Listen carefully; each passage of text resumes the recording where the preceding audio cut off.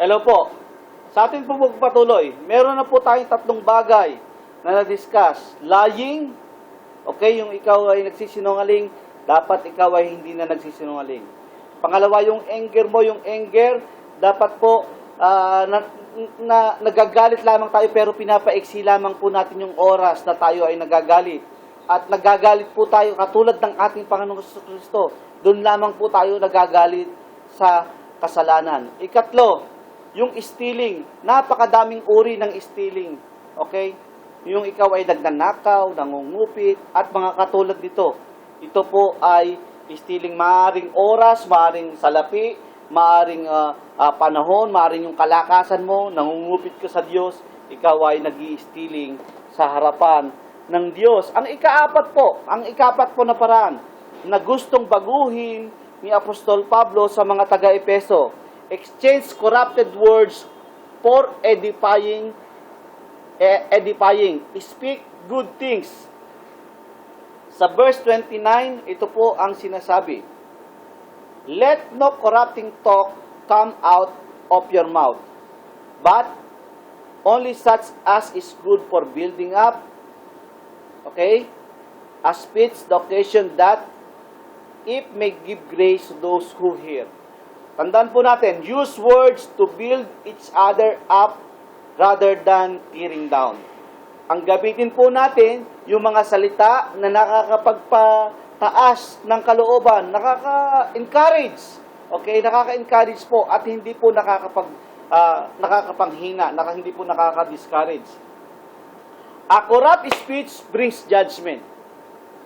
Lagi ko pong isineshare sa mga kabataan doon sa Pilipinas, kahit dito po, kapag akin pong nagkakaroon sharing time, as word says, life and death is in the power of your tongue.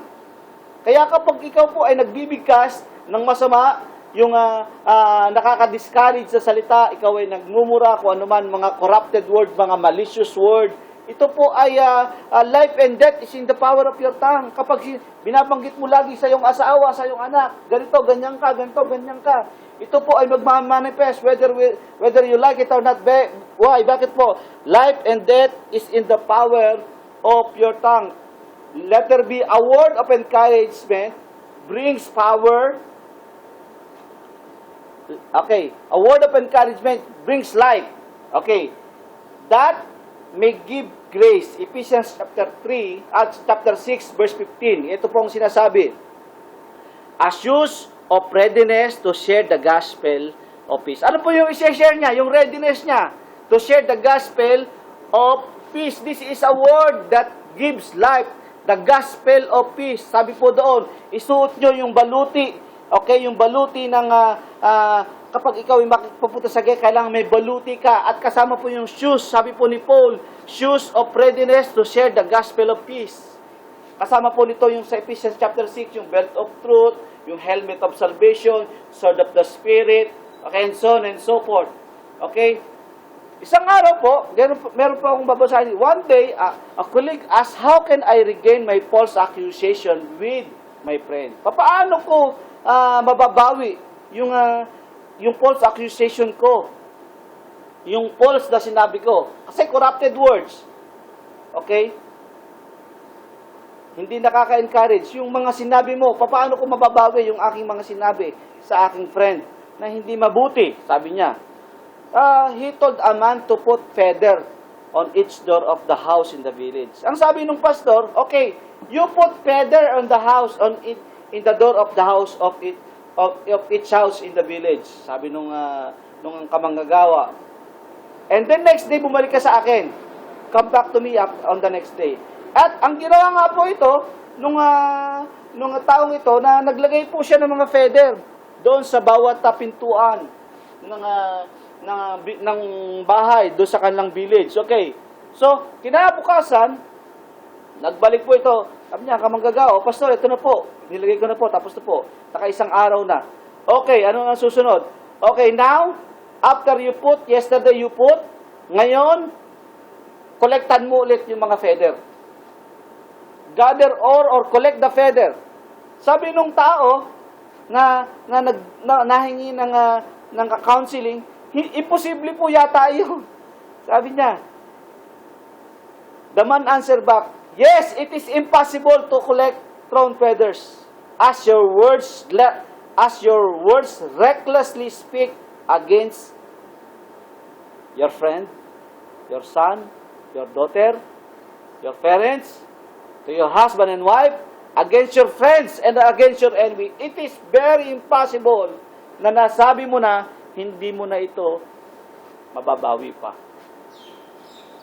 Kaya ang sabi po ni Paul, ika-4, exchange corrupted words for edifying. Speak good things. Life and death is in the power of our tongue. A word of encouragement brings life. Isuot po natin yung shoes of readiness to share the gospel of peace. Sa ating pagpupatuloy, ika-5, tangkauli-ulihan po. Instead of grieving the Holy Spirit, exchange with a new life in Christ. Ito po ang isang sa napakaganda. Dito po tayo magpo-focus. Kaysa naman, i-grieve natin yung banal na Espiritu Santo, palitan natin ito ng bagong buhay kay Kristo.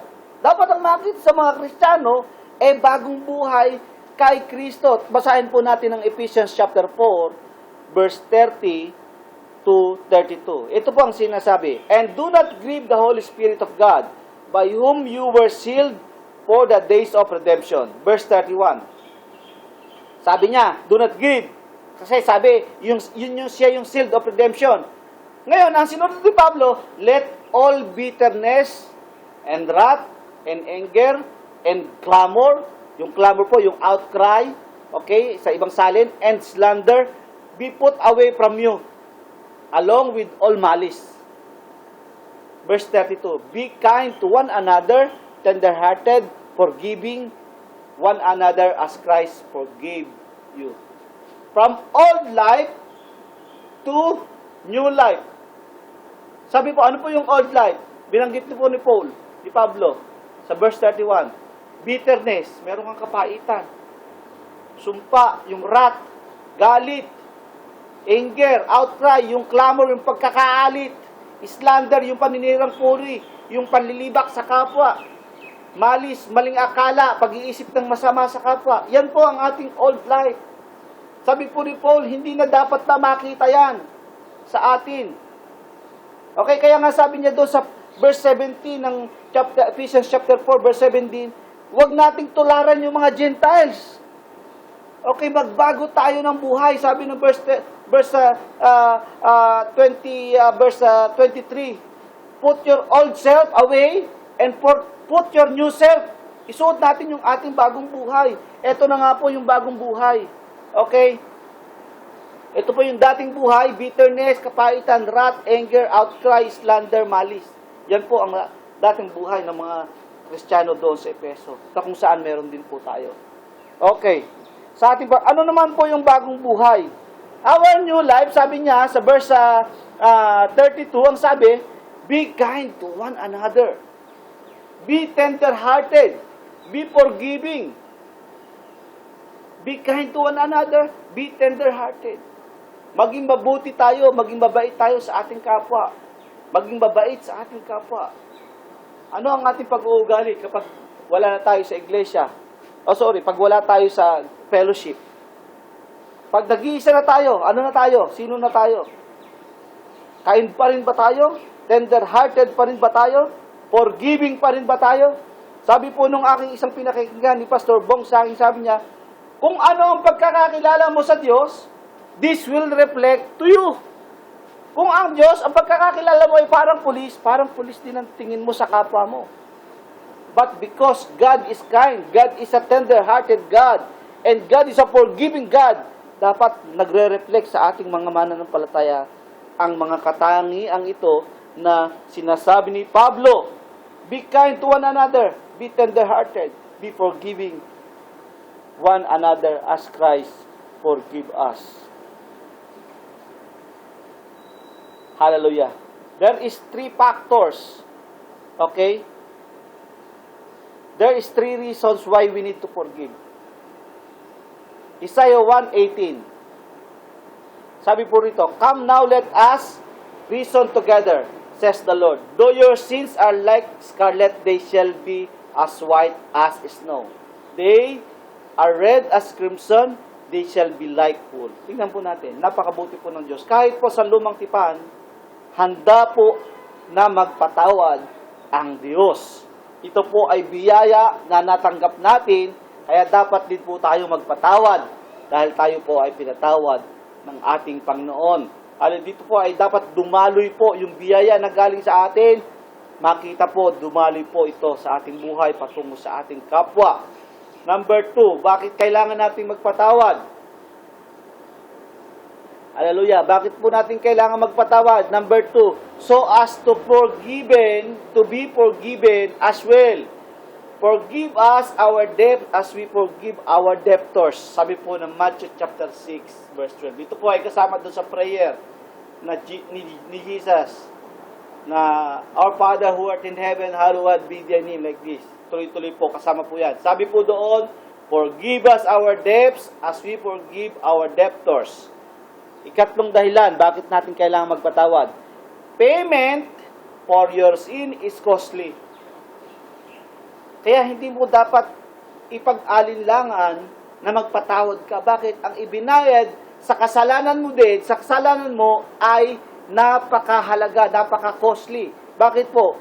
Ang dugo at buhay ng Panginoong Hesus ang dahilan kaya ka napatawad sa iyong mga kasalanan.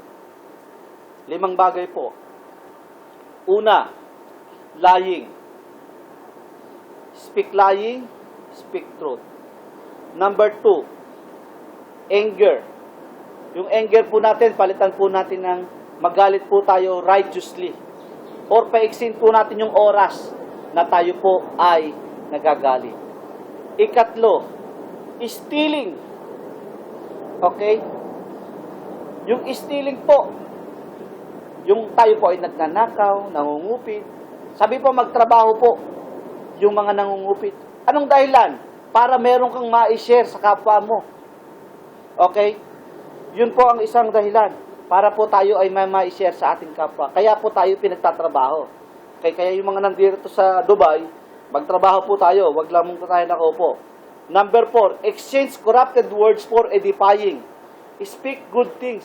Yung dati tayo ay kung makakutya sa ating kapwa, kung tayo po ay makapula sa ating kapwa, palitan na po natin to. Okay, ano pong ipapalit natin? Yung word of encouragement.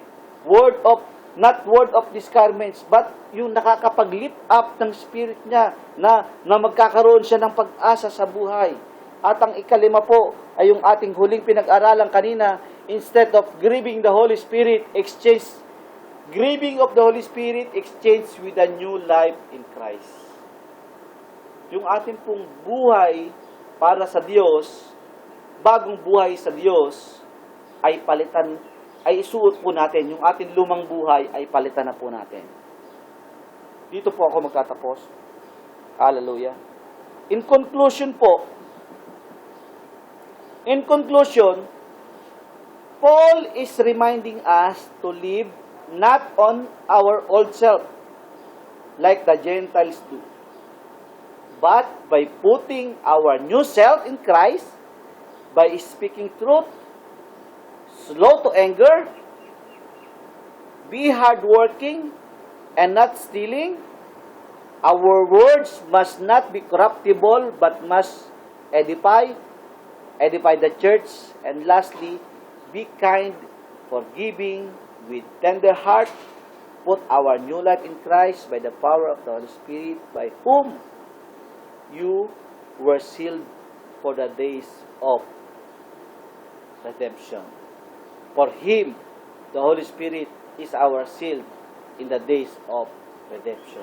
Huwag na po nating i-grieve ang banal na Espiritu Santo.